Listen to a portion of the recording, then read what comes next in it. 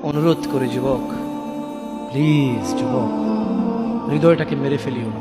তুমি দেখো না, তোমার বয়স 22, 10 বছর বয়সে মা বলেছে স্কুলে যা, মাদ্রাসা যা, মানুষ হবি, ভবিষ্যৎ ভালো হবে। তুমি শোনোনি ক্রিকেট, ফুটবল, সিনেমা, নাটক, কোথায় বিয়ে, কোথায় গায়ে হলুদ, গান বাজনা বাজিয়ে তোমার জীবন কাটাই দিছ। যুবক দেখো, 22 বছর বয়সে তুমি মূর্খ।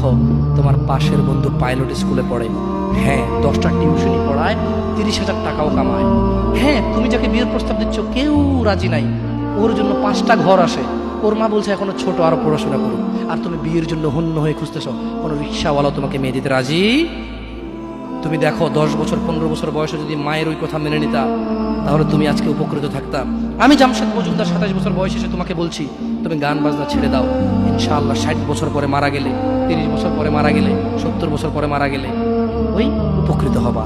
আর তা না হলে এই গান বাজনার সাথে তুমি তোমাকে ধ্বংস করে দিচ্ছ। যেদিন নিঃশ্বাস বন্ধ হয়ে যাবে সেদিন হলেও বুঝবা।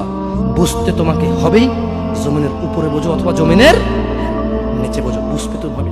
শোনো, আল্লাহ কোনো কিছু বলেছে আর তুমি বুঝবা না, আহা হা, পার পাওয়া যাবে না। তবে তোমাকে বলি, যা করেছো করেছো, যা গান বাজনা শুনেছো শুনেছো, এবার আল্লাহকে ভয় করে সব ছেড়ে ইস্তেগফার করো, বলো আল্লাহ আমাকে ক্ষমা করেন, আমার এই 2 কানে গলিত সীসা ঢালিয়েন না। ইয়া আল্লাহ, ইয়া আল্লাহ আজকে আমি উপলব্ধি করছি, আল্লাহ আমি আর কখনো বাদ্যযন্ত্র দিয়ে নিজেকে আনন্দিত করব না।